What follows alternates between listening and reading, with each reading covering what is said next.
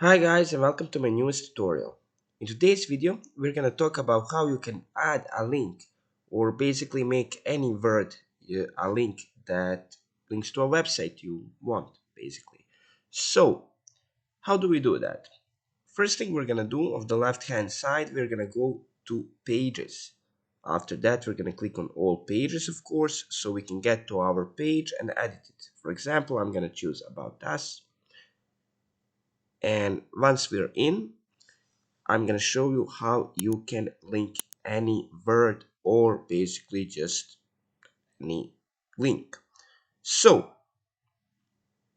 as you can see, I already tried it, but I'm going to show you how you can do. So, let's say we type click here to take me to Facebook. How do we do this click here? How do we make this click here a link? So, we are going to select that and we're gonna click on this icon right here, which is the link. Left click on that and you're gonna get this basically this view right here. So search or type URL.